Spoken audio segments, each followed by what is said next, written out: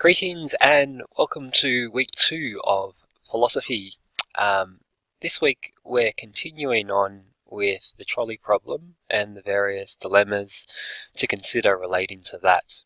This is our last week for term 2, and next week we go on holidays for 2 weeks. Hey, so you can have a little break from philosophy over the next 2 weeks, but just for this week we're going to go with week 2. So as I mentioned before, we're continuing with the trolley problem and focusing on a form of reasoning called analogies, and just going through some various motions and various understandings about what an analogy is and how to understand and identify analogies, and how best to evaluate them. What's a strong analogy, what's a weak analogy?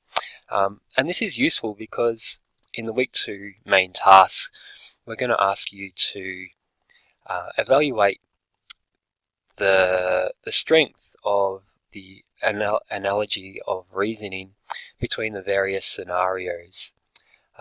So I thought I might just go over just quickly what it is for something to be an analogy, and hopefully the intention here is just to give you some tools to take, some thoughts and ideas to take into the week 2 content. So analogies, as mentioned in the weekly work, it's a form of inductive reasoning, so it's based on inferences from past experiences. The other thing to mention is that there's two things being compared in an analogy. Usually there's two things, and the similarities between the two things aims to form an argument supporting an additional property about one of the things being compared. Here's an analogy here. Maybe it's a little bit dated, but if you've ever seen the movie Forrest Gump, there's a line in it, kind of a famous line, where Forrest Gump is sitting at a bus station and he's talking to a lady, and he says, well, life is like a box of chocolate. You never know what you're going to get. This is an analogy. And the two things being compared are the box of chocolates and life itself. And just to unpack, of course, Forrest Gump is not unpacking the analogy in the same way that we do in philosophy. He's not fine-tuning and applying meticulous understandings of the supporting reasons and that type of thing. But his conclusion is more or less that life is like a box of chocolate. And he's making this claim based on a form of argument from analogy.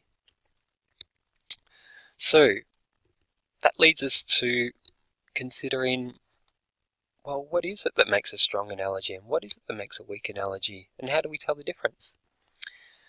The best kind of synopsis of a strong analogy that I'd like you to take away is just that a strong analogy is an analogy that is strong when the two things being compared, one, share a large number of relevant similarities, and that two, do not exhibit a large number of relevant differences. So the more similar it is, and the more similar in very relevant ways, the stronger the analogy will be. The more different that it is, the more, say for instance, if you can identify differences, and if they're relevant as well, relevant differences, then that gives support for a weak analogy. If you can't find any differences, then that's also evidence for a strong analogy.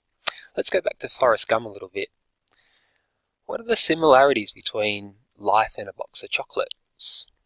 One is that they're uncertain, and I think this is the main point that Forrest Gump is trying to make. When you open up a box of chocolates, I think you've got your, let's say, your gift pack, and you might get a caramel one, you might get a peppermint one, you might get a hazelnut. There's all sorts of uncertainties in the types of chocolate you might get once you open the wrapper. So the similarities here are that chocolates are uncertain and also that life is uncertain.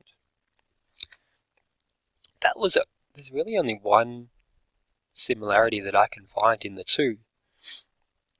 So it's a good similarity, but let's go through and evaluate a little bit more. Let's consider what weak analogies are. And an analogy is weak when the things being compared, 1, do not share a large number of relevant differences, and 2, exhibit a large number of relevant differences. Did I read that right? Let me read that again. An analogy is weak when the things being compared do not share a large number of relevant similarities, and 2, exhibit a large number of relevant differences.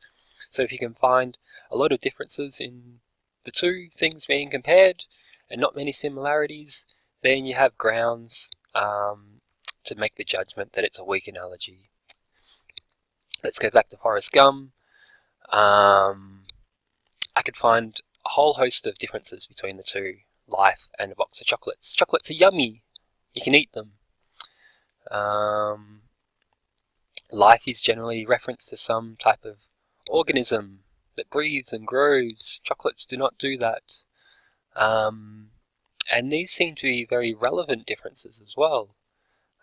So the list goes on, and I won't really touch on it too much, but just to give you a sense of how to make a judgment on an analogy, what's the steps involved in making a judgment. So you need to consider, and even maybe list down on a piece of paper, what are the things that the two things being compared share?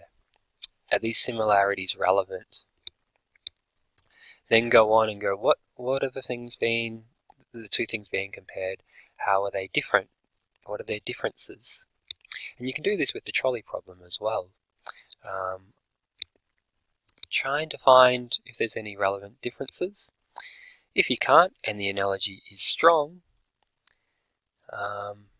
then on the basis of consistency, the way that you respond to one of the trolley problem scenarios may mean that you need to apply the same ethical judgments to the second trolley problem scenario. Thanks again for listening. As mentioned, this is week 2. We have a bit of a focus on analogies and the trolley problem for this week, and then at the end of the week you can put your philosophy pens and thoughts down for a couple of weeks and go on holidays for 2 weeks, and then we come back for week 3 in term 3.